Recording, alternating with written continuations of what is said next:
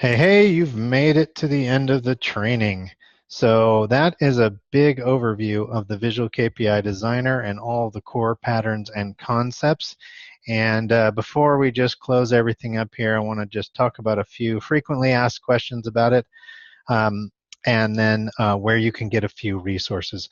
So first of all, questions we get often about the designer. Number one is, can it be secured so only certain users can do that? And yes, the answer is absolutely yes. And you probably see in the very beginning of the training where I have a secured system on one of the sites I'm looking at. Second, where or what happens if more than one user is making changes to the Visual KPI system at the same time to the same site? So if I was hooked up to that power generation site I've used as a demo and you were hooked up as well and we're making changes, this is one thing you have to be aware of if we're working on the exact same object.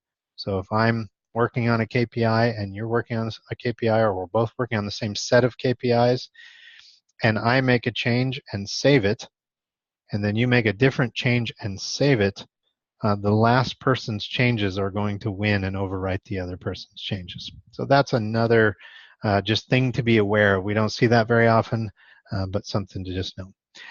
The third question we get on a regular basis is, if I'm using the remote context server, do I need the designer? And the answer is yes, you still need the designer, but mostly for just those items that appeared under the gear icon.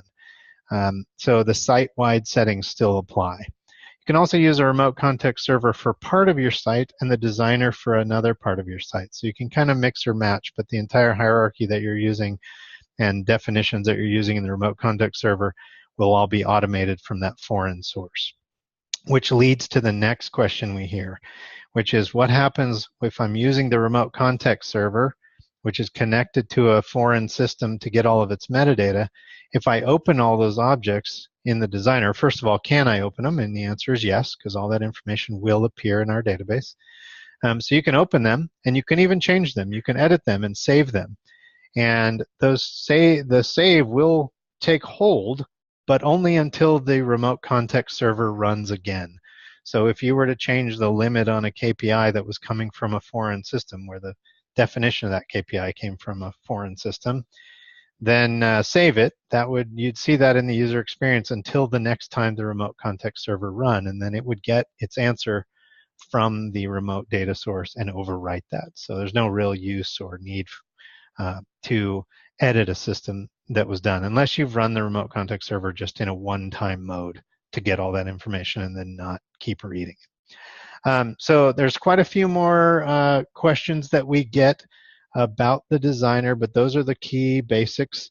And if you need help at any time, just contact us at support@transpara.com, or if you have a pre-sales question, contact us at info@transpara.com.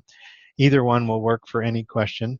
And then let's talk about two other things before we wrap up. One is new features. So this training obviously takes place at a point in time, but we release a lot of software very fast. So just in the last couple of years, we've done probably about 60 or 70 different software releases. So we release software very quickly. Here's just a sample of some of the new features. And we will continue to do this. So this is why we focus on this training on just the core concepts, so that you see those patterns, and even when we release a new feature, you probably already know how it's going to work and those key patterns. Okay, so that's that piece. And then the last thing is just some resources you might want to get at. So let's look at our website real quick and show you some of the key resources that you may want to access as you go forward. Obviously, the system requirements we showed, it's a very important one. Speaking of the new features we talked about, all the release notes are here and show you every single release we do. So you can see we're already into 2019 releases here, but you can see the details of every fix and every new feature that appears in the software. Some are major, some are minor, but you can see we're always improving the software. Probably the most important resource that you'll want is our knowledge base, which is constantly growing and changing, and more importantly, has a very good search feature in it. So if you want to know how to install a particular thing, you can start typing, and there you're going to see, how do I install the demo data, or how do I install an OLAP interface, or an Excel interface, or anything else, or even how do I just install Visual KPI. So the knowledge base is another critical resource. And then there's a few other things, but I would say the most important thing beyond that is to just contact us. For the entire life of our company, we very much care about doing very proactive support. So if you want to try one of these features and you're not 100% sure about it, or you're not already an expert, ask us. We'll jump on a web meeting with you. We'll build that object with you live on the screen in front of you so that you know and you see and you get to ask questions, and then you'll have everything you need to go on forward.